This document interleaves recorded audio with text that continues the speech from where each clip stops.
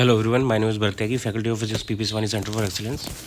ये EMI chapter में हम आगे के न्यूमेरिकल सॉल्व कर रहे हैं। नेक्स्ट क्वेश्चन हमें दिया हुआ है, अ bent rod P Q and Q R length L shown here is rotating about it's and P with angular speed omega in a region of transverse magnetic field strength B.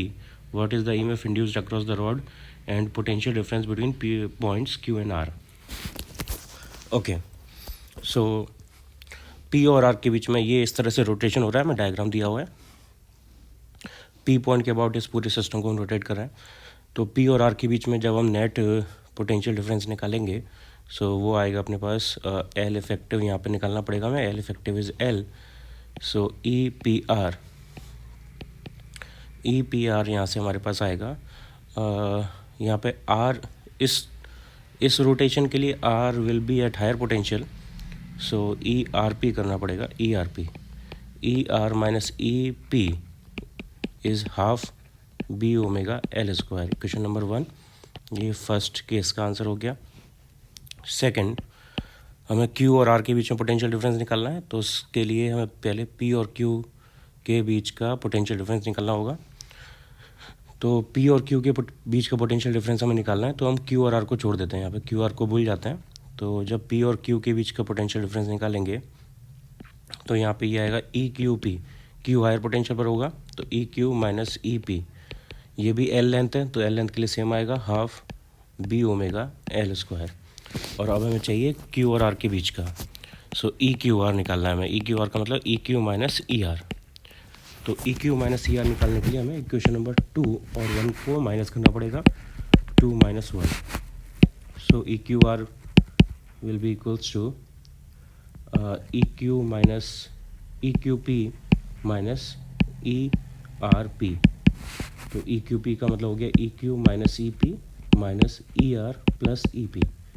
सो ये EP से EP cancel out, ये आ गया EQ minus ER, और ये equal है half B omega L square upon minus half B omega L square के।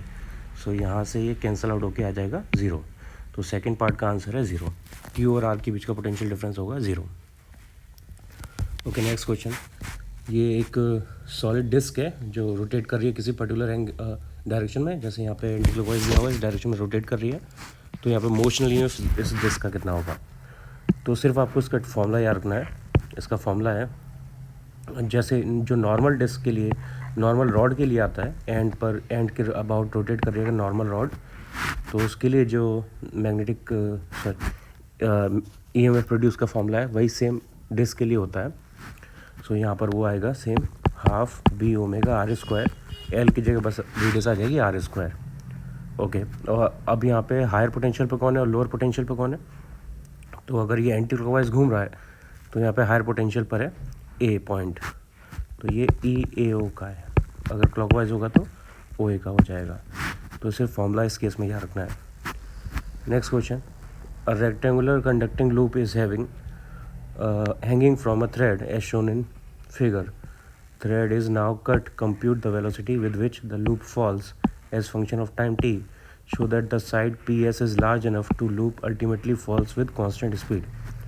M is the mass of loop, R is resistance, and these are sides.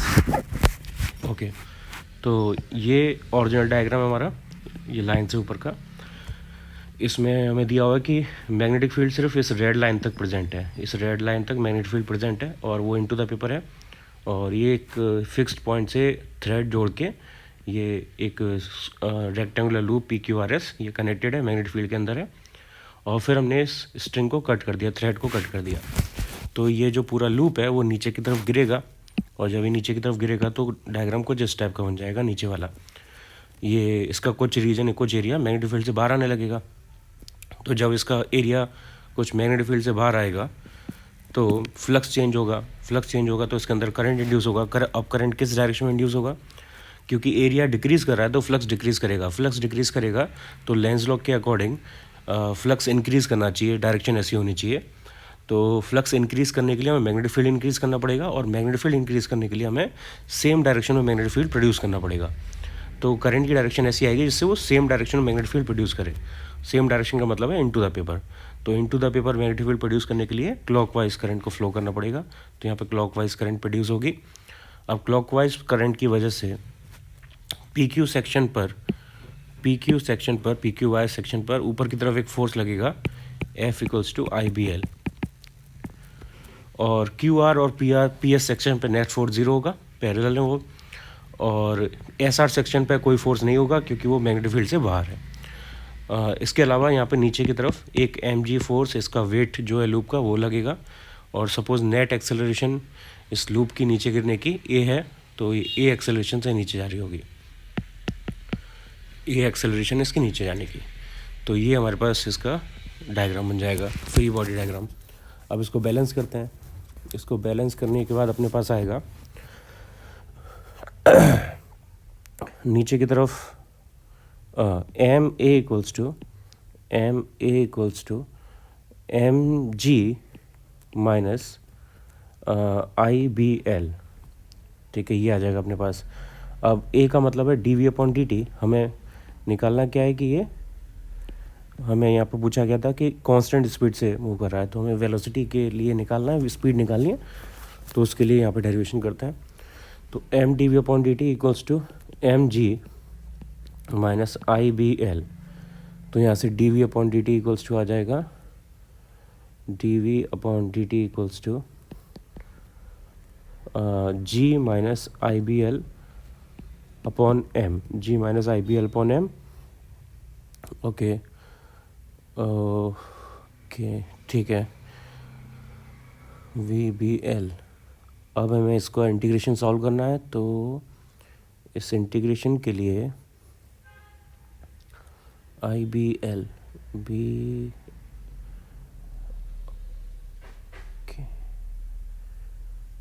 ठीक है, हाँ, हमें आर रेजिस्टेंस और दी थी इस लूप की, आर रेजिस्टेंस हमारे पास, तो हम करंट का फॉर्मूला निकाल सकते हैं। करंट का फॉर्मूला होगा E M F upon resistance. E M F motional E M F का फॉर्मूला लगेगा यहाँ पे V B L upon R, तो ये आई की वैल्यू उधर लगा देते हैं, तो यहाँ से अपने पास आ जाएगा D V upon D T equals to G minus I B L. I की वैल्यू है वी बी, बी पहले से था स्क्वायर, एल पहले से था square, divide by M R V, sorry क्या हुआ, E V B L, I equals to V B L, so ये ई नहीं आएगा, वी आएगा, V B square L square upon M R, ठीक है। अब इसका हमें इंटीग्रेशन सॉल्व करना है, तो यहाँ से वी वाले टर्म एक तरफ, तो ये D V upon G minus V B square L square upon M R, ये इस तरफ आ जाएगा, और डी टी इस तरफ, तो इंटीग्रेटिंग बोथ साइड्स, इंटीग्रेटिंग दोनों साइड करने पे ये वेलोसिटी 0 टू वी, ये वी मैक्सिमम वेलोसिटी पहुंच रही है सपोज टी टाइम में। इसका इंटीग्रेशन सॉल्व करेंगे, तो इसका इंटीग्रेशन मैं डायरेक्ट लिख देता हूँ, आप सॉल्व करके देख लेना। इसका इंटीग्रेशन डायरेक्ट सॉल्व करने के बाद अपने पास आएगा T equals to M log M G minus B square V L square upon R divided by minus B square L square upon R, limit 0 to V, यहाँ पर लिमिट लगा देना। फिर इसको सॉल्व करके आएगा B square L square upon M R into T log, limit लगाने के बाद बचेगा M G minus B square V L square upon B square V L square upon R, और डिवाइडेड बाय एम जी, और फिर हमें यहाँ से कैलकुलेट करके वी निकालना है।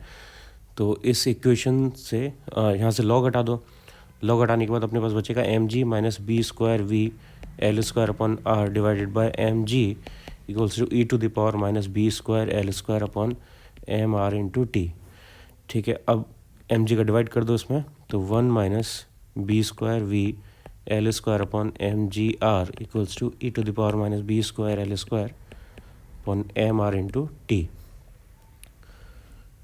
ओके, नाउ यहाँ से B square V L square upon M G R equals to आ जाएगा 1 minus E to the power minus B square L square upon M R into T.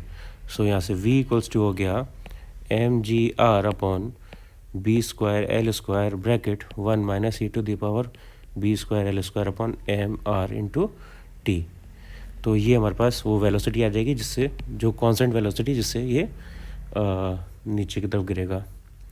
तो इसका अगर ग्राफ बनाया तो उसका ग्राफ कुछ इस टाइप का बनेगा। एक्सपोनेंशियल फंक्शन है नेगेटिव में, ये इसका ग्राफ बनेगा। ये मैक्सिमम वैल्यू इन्फिनिटी पर रीच करेगा, ये टाइम v, और मैक्सिमम वैल्यू जो इसकी आएगी वो होगी M G R upon B square L square. ये मैक्सिमम वैल्यू है। ओके, ये इस क्वेश्चन का आंसर आएगा।